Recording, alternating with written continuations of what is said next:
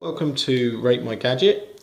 So this week we'll be looking at the Leatherman Wingman. So the Leatherman Wingman is a multi-purpose tool that you'd go to, which you can kind of easily keep in your pocket. And I've had this for at least 2-3 years, and it's my kind of go-to tool just around the house DIY. Right, first of all, what's it got? So I got with it a pouch with just like a little strap on the back of it. There's the normal kind of claws and pliers, which are pretty good and pretty strong. And then let me talk you through all of the different aspects of it. Let's look at the tools that are on the outside. So on one arm you've got this clip, and then you've got, well, it's a kind of bottle opener with a kind of sharp knife edge on it. You've got a bit of a ruler, it's got a file, I wouldn't say it's a very good one. And then you've got this kind of sharp pointed bit. I'm obviously going to get loads of comments about what these are called. But you can imagine that with these, you can, multi-array of things, open a beer bottle, cut open some plastic lids, I don't know, whatever it may be. On the other side are the much more useful two, which is your flathead and your Phillips. Your crosshead screwdriver, which isn't really a crosshead, it's more of a kind of flat with two notches, which is one of the downsides of the Leatherman Wingman, but I'll get back to that in a minute. And your last two implements, which are your kind of real Bear Grylls, outdoor hunting man, is a sharp knife with like serrations on the bottom, and then it's got like a mini scissors. I have to admit, I very rarely use these two. It's not as good as a Stanley knife, and the little scissors are okay, but they don't have a spring on them. So which brings me to, while I'm starting it, the bad sides of the Leatherman. So bad sides are the scissors, as I say, hasn't got a spring on it, or mine doesn't. I don't know if it ever did, but it means that if you are ever deciding to cut things, you're doing presents or something like that, I don't know, it can be a bit annoying.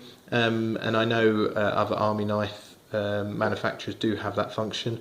The knife itself is okay, but it's nowhere near as good as a Stanley knife, I don't find, just because when you're holding this thing, it's very difficult, I find, to kind of really get some purchase on it.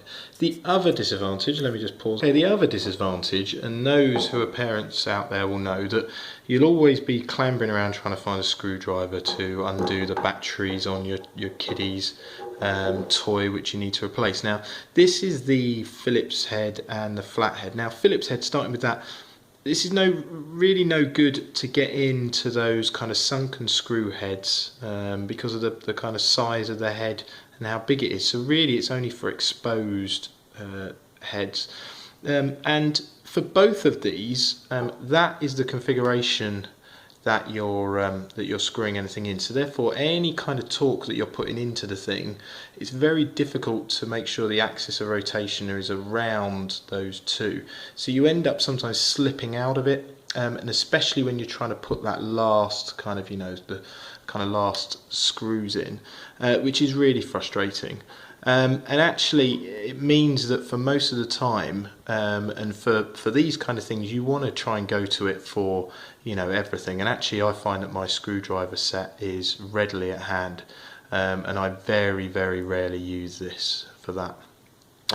Overall, I'd say it's quite neat, it's quite small. However, for the price, personally, I've seen better Swiss Army knives and better just other manufacturers who do things, like bike tools.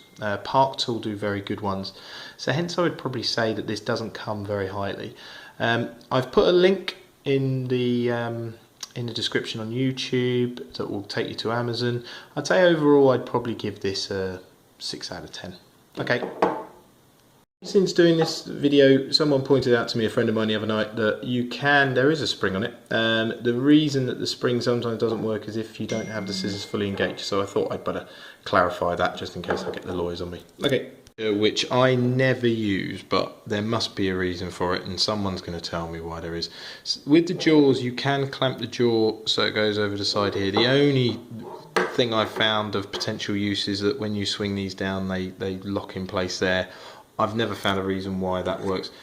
If you want to unlock it, because it took me a while to figure it out, you just pull on this jaw here, and then that will eventually, oh sorry, loosen that up so it comes back out again, and then you can close it. Okay, I'm not doing that very well one-handed. There you go. Oh, there you go. Okay, and then you can just go back to using the jaws. All right.